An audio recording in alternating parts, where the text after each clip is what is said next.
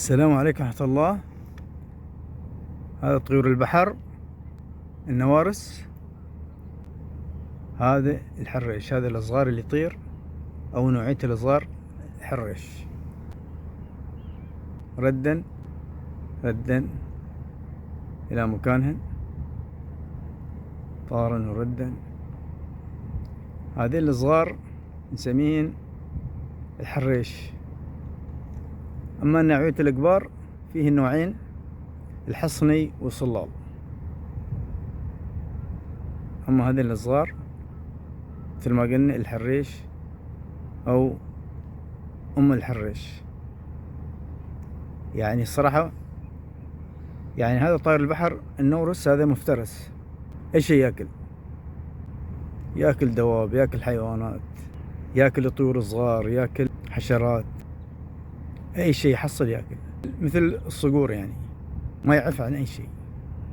قبل يوم كنا صغار نصيتهن صراحة، نصيتهن بالمعطى، نسوي 3 ميادير، يعني 3 ميادير على شكل أنير، وندخل يعني الخيط داخل حلج العومة، ويطلع الخيط من البطن، بحيث أن يكون يعني 3 ميادير في حلج العومة.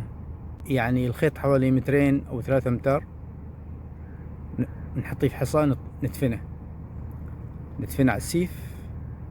طبعا يعني العومة تكون طالعة،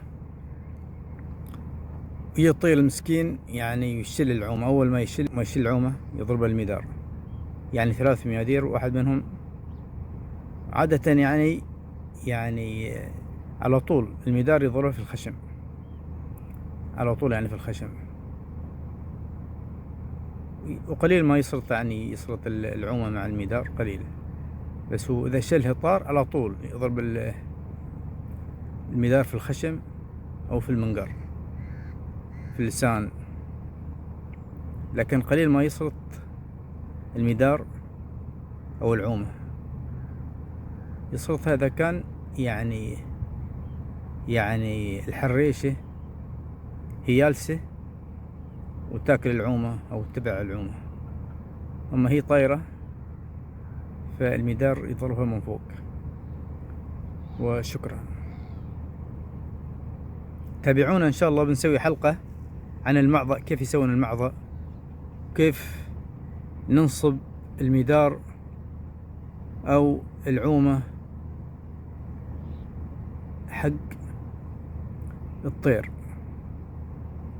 فتابعونا إن شاء الله، بنسوي حلقة خاصة. وشكرا.